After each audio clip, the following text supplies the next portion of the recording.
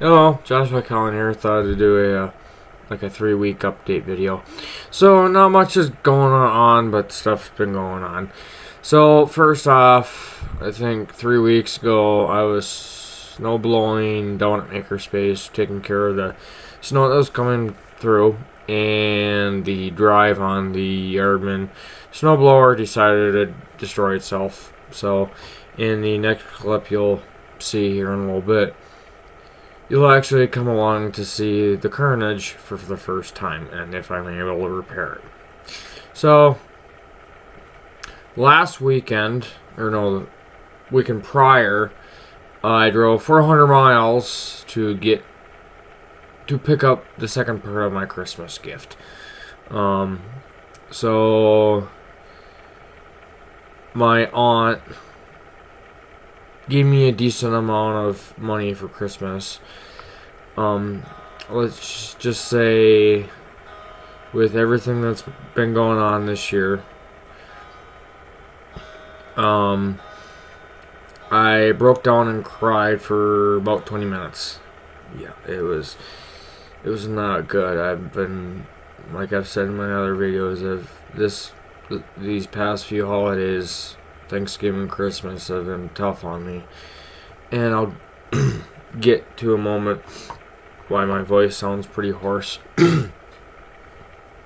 So, my second part of that Christmas gift, the first part was the new boots. I paid that out of my own money. So, the second part that I got was this 1900 Waltham pocket watch. This thing is heavy.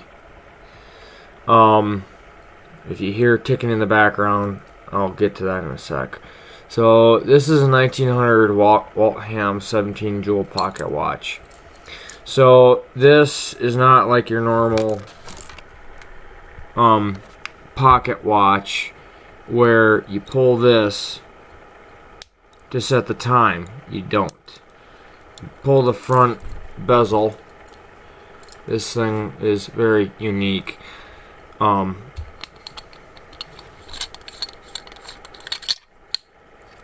So you pull the front bezel, and right here,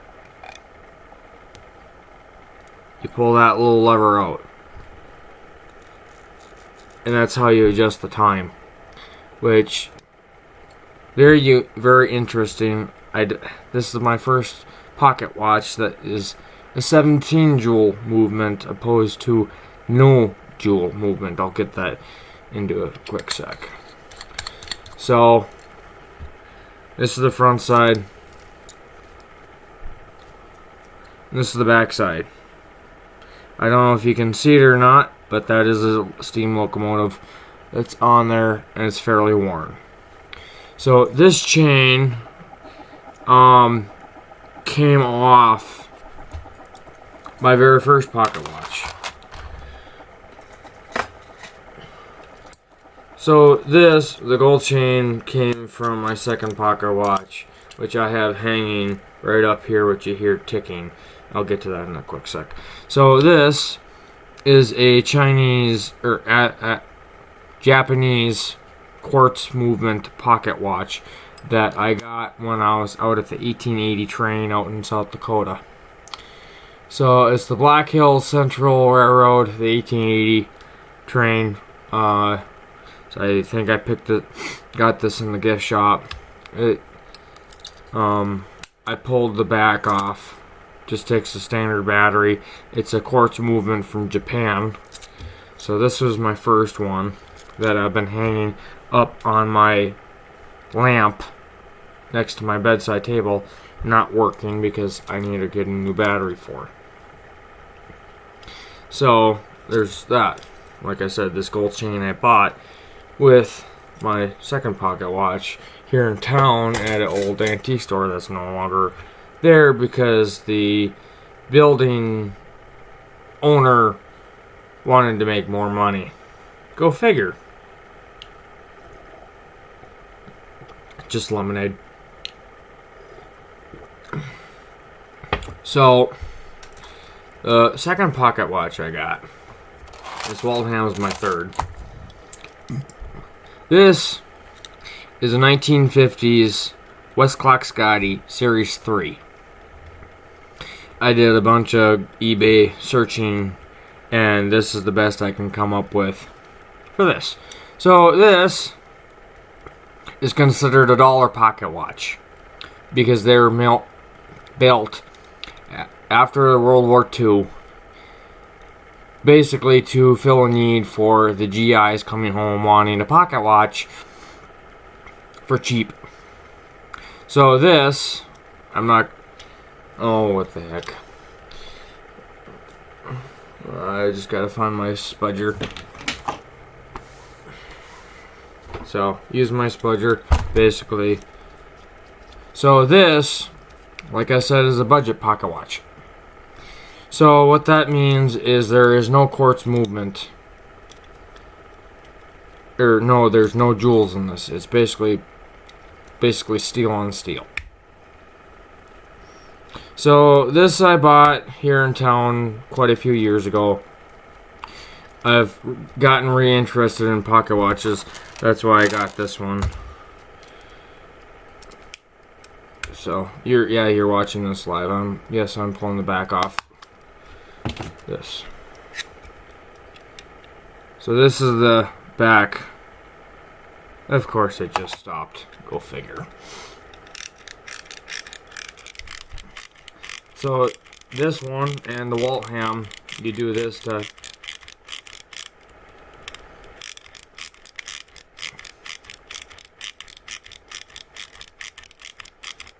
I'm gonna wind it fully because funny enough is with this thing fully wound it can run for more than 24 hours.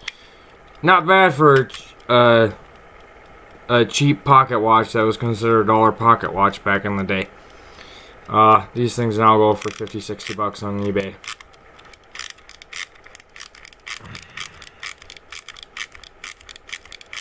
It gets tight up near the end. So it's 11:06, 11:07, good enough. So this is the guts of this pocket watch. Right there is the regulator movement. So this one, I don't know if you can see well enough because I'm using the camera on my laptop. It's only 720p, whatever. So see, there are no no circles around all those points. There's no jewel movements on here.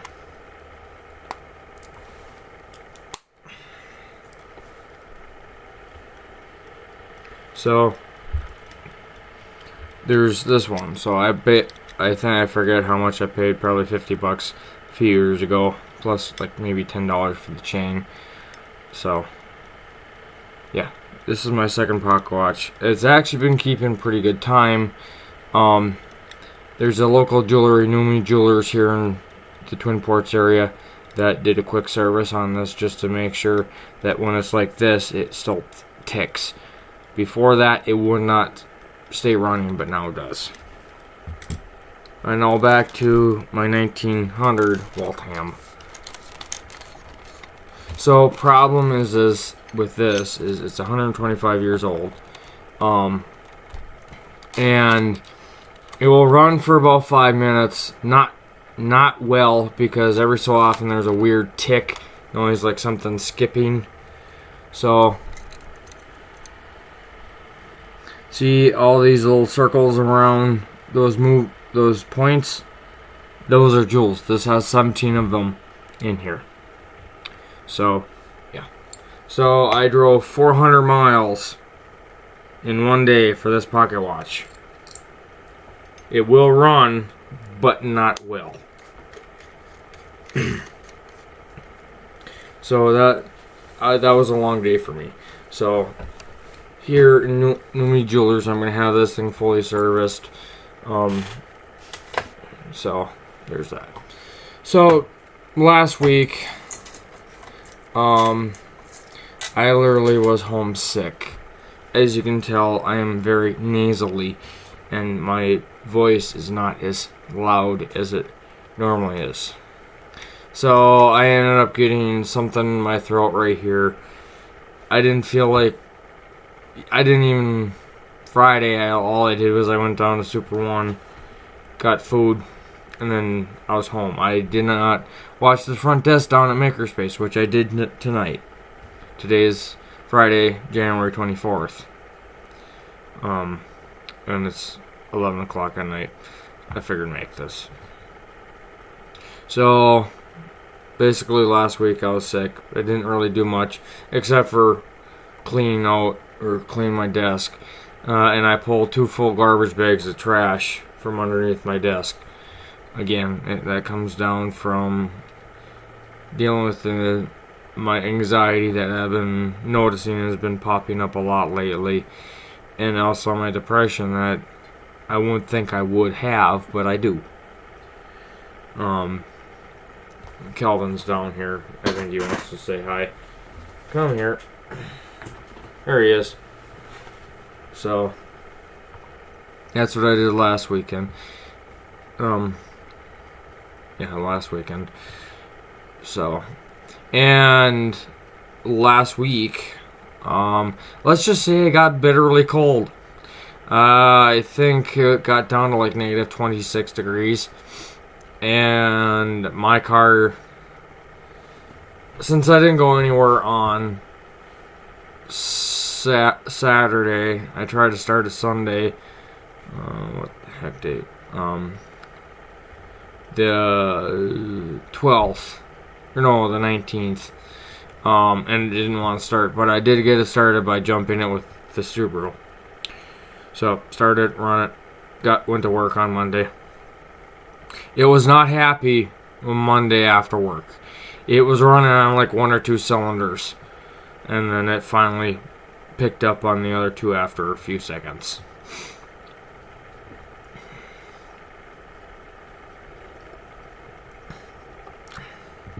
So Tuesday, it didn't want to start in the morning.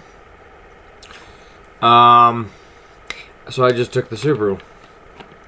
And I just barely got it started Tuesday night. It was a pain in the rear end.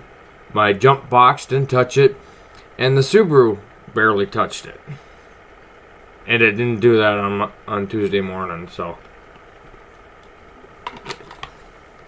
I know the battery was weak when it gets below 0. More like below negative 10, it gets a little grumpy. But otherwise, it still started. Even though I had 2 engine codes, a P, or I forget what they are, but a low system voltage and a lost communication error. Second time, I also had traction control light on and tire light till I actually started driving it. So, yeah, it's not much, or I haven't been doing much. It's just, it's winter and everything takes money. Which, who knows how things are going to go. So, I'm going to, it's going to be just for a second free, but it's going to be probably about 12 hours for me before I get down to pull apart the skid plate on the yard bed. So, I'll be right back. I'm back. It's been more than 12 hours. I had other things I had to get done today. So, I picked it up on its side, pulled the rear cover, and I saw this just laying in there. Well, I got extremely lucky. So, this is the drive disc, or driven disc. I'm not quite sure how you would say it, but, so, this is the driven disc by the engine. So what happened is, I don't know if it's due to the excess drive pressure or what, but so when I moved this out of its spot where it lost drive, I saw this on the ground. Good thing I did. This is a bell washer. As you can see, it has a little curvature to it.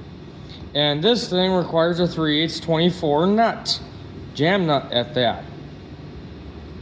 So that goes like that, and the nut goes on it. But I have a feeling I might end up having to replace it due to the threads look garbage. I'm not quite sure. I'm going to just buy a nut, probably a lock nut or something, and put it back together. So I am happy about that. So luckily it's not an expensive fix, but it's a fix nonetheless. So all I'm gonna say, it is going to be fun, and I'm probably going to end up unbolting this just so I can get to the other side, because I don't really have much room in order to get to it. So I might just, yeah, so it's gonna be down for a little while I think on the best way to get to it, but it's gonna most likely end up me having to split the housing in order to fix this issue.